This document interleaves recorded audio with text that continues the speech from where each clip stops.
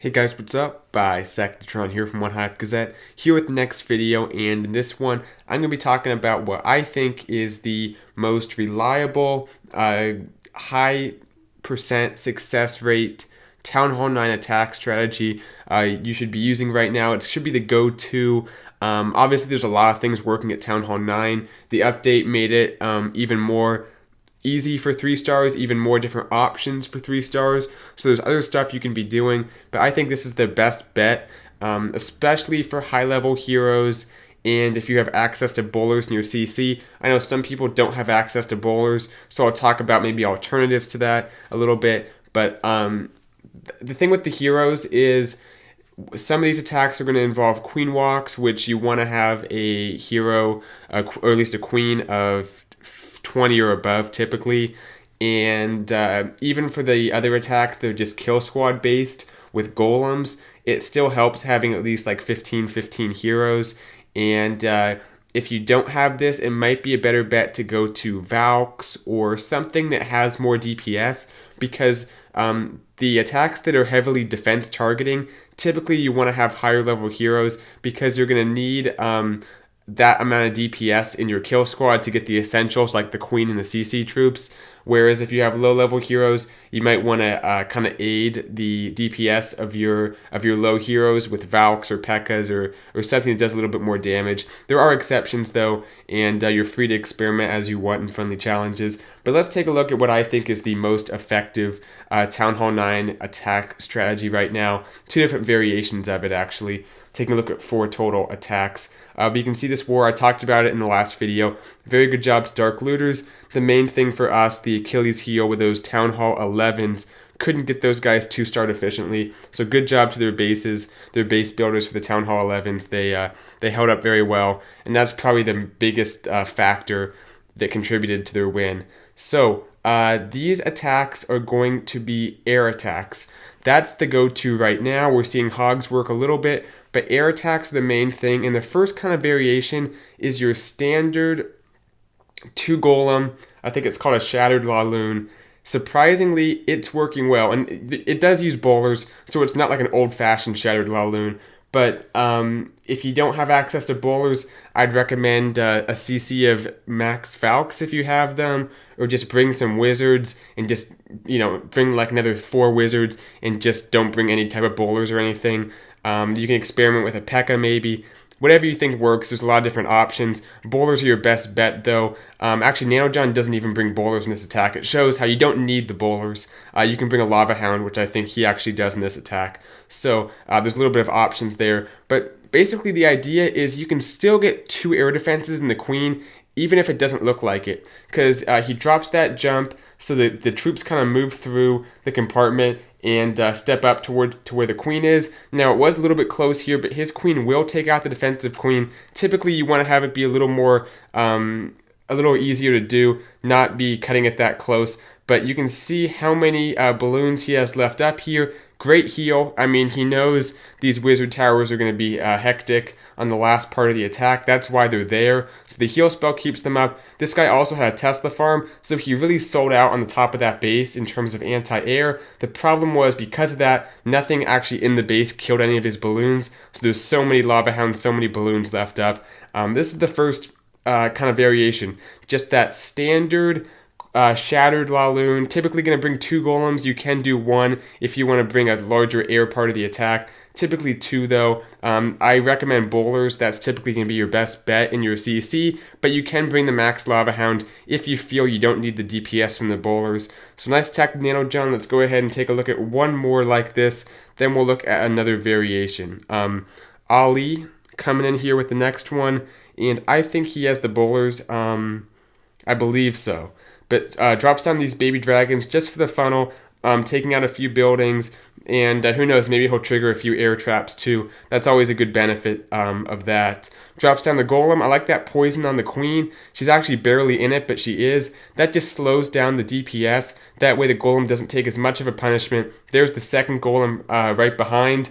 The king, the queen, the wizards, everything moving through. It's now beneficial to bring a few extra wizards because they do quite a bit more DPS than they used to. They're level 6 and they have the buff. He does bring the CC of bowlers. I think that's typically a good idea to do. If you only have one golem, it can, there's the kind of thing where you either want to go for it or you don't. You don't want to go halfway and bring only one golem. In the bowlers, if you're going to go for it, I'd say bring a big kill squad. Bring the 2 golems, which will help your bowlers stay alive a little bit longer. You can see how deep into the base he's getting. Even though these bases have offset queens, if you bring a hefty kill squad like this, and it definitely helps having high-level heroes, you can get very deep into the base and get almost all the air defenses taken out in some circumstances, which he does here. He gets 3 out of those 4 and almost gets that 4th one with the bowlers. Here come the Lava Hounds, just dropping down those haste spells. The haste are typically going to be better than rage, and because they don't take up as much space, it's a much more economic thing to bring. The only time I'd bring a rage is if there's just a huge cluster of buildings, including expos, which are a little bit higher HP, so the balloons can't just get it through with like 1 drop from a group of 2 balloons. In those cases, it takes like 4 balloons to take out an expo, I think, maybe even 5. It takes quite a few balloons. In that case, the rage might be good. If there's an expo and a bunch of archer towers and Teslas, then you can drop that rage. It is a little bit bigger, so you can cover more space. But if you're just doing it for moving those balloons along, it's going to be a better idea to bring those haste spells. And the heal spell has really been making some headway lately. You can see here it's good for those back end wizard towers. Now a few traps get on those balloons, so they'll take out a few balloons, but at this point it doesn't matter. The heal spell really is just to keep those balloons up towards the end. People sometimes just drop a few balloons on those back-end wizard towers, but that's a little less reliable. Having that heal spell ensures those balloons will be well taken care of at the end of the attack, so it's just kind of a good insurance to bring if you have the spell space. Nice attack to Ollie. Let's take a look at the other variation of the same kind of type of attack, the other side of the coin here. Going back to 17, we have Nico, I'll just say Nico, I guess, and this is a queen walk, and I think this is another very reliable attack. These attacks you're seeing, I think most of them are fresh hit 3 stars. One of these, possibly 2, might be cleanup, but for the most part, I think these were very successful. The ground attacks were slightly less successful, if I have that right. I don't have statistics, I'm just kind of from what I've seen in this war and some other wars. The air attacks tend to be higher percentage in terms of the chances of getting a 3-star. So this is kind of the other type of attack that I've been seeing a lot more, and I think that it's effective. I mean, Nico only has a level 22 queen, so it just kind of goes to show you don't necessarily need that max queen. I'd say as long as she's above 20, you're in pretty good shape for doing one of these queen walks. Has to use the ability for that P.E.K.K.A. just because it was getting ready for a second swing.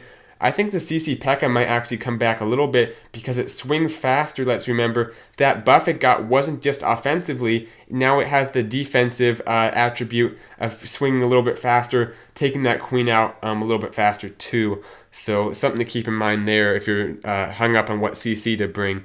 But Nico loses a few healers to that air defense, and he'll lose a few more to Seeking Air Mines, I believe. But remember, every Seeking Air Mine that your healers hit is a Seeking Air Mine that won't hit your Lava Hounds. And maybe that doesn't apply if it's a part of the base that's already been taken out, I guess. The Lava Hounds won't be going there. But if in case something does go there, the Seeking Air Mine's no longer there to take out your balloons or your Lava Hounds. So it depends, I guess, where your queen walk is going.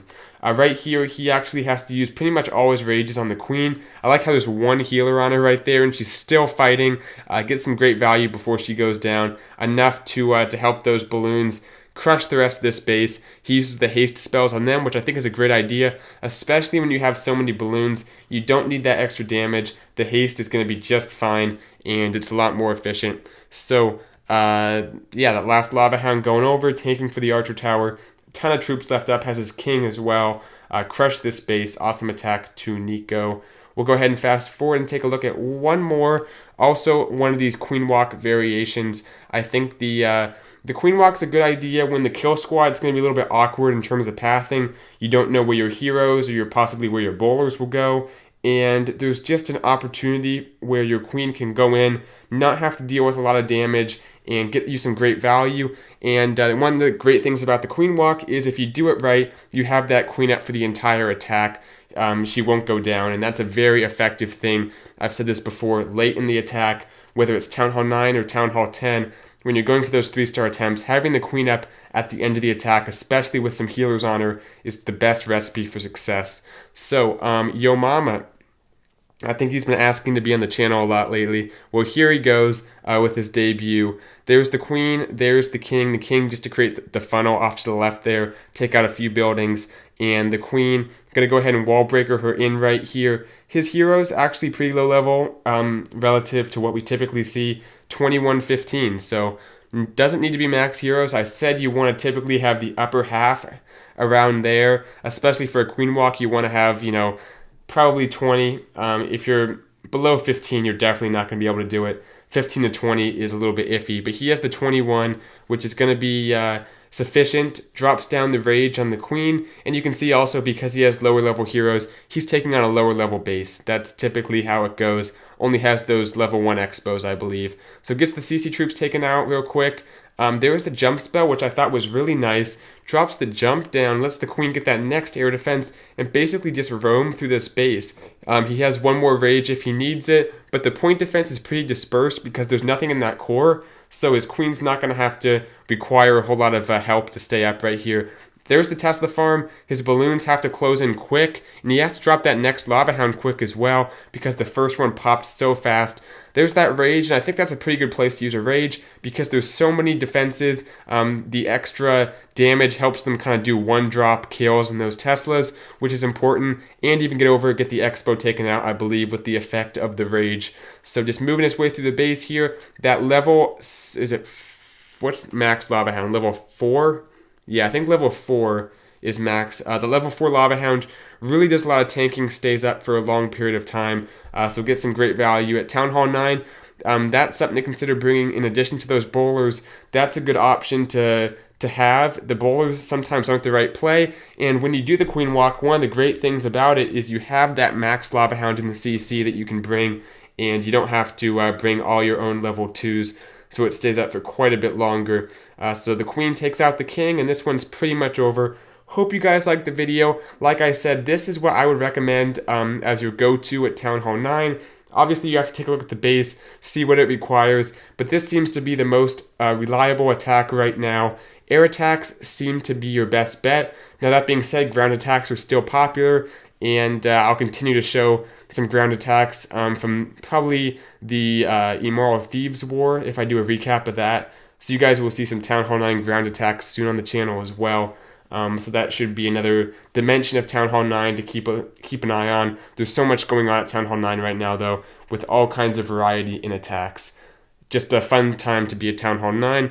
Maybe a little bit easy, but 3 stars are fun, and we still are seeing a few dips every once in a while. So it's not completely a given that the Town Hall 9s will get cleared. So that's at least something, and maybe we'll see some other defensive additions to Town Hall 9 from Supercell over the coming months in 2017. So thank you guys for watching. Hope you enjoyed. Try this out in FC for those of you Town Hall 9. See how it works for you. It's a good thing to have in your tool belt. But I'll see you guys in the next video. Bisectatron out.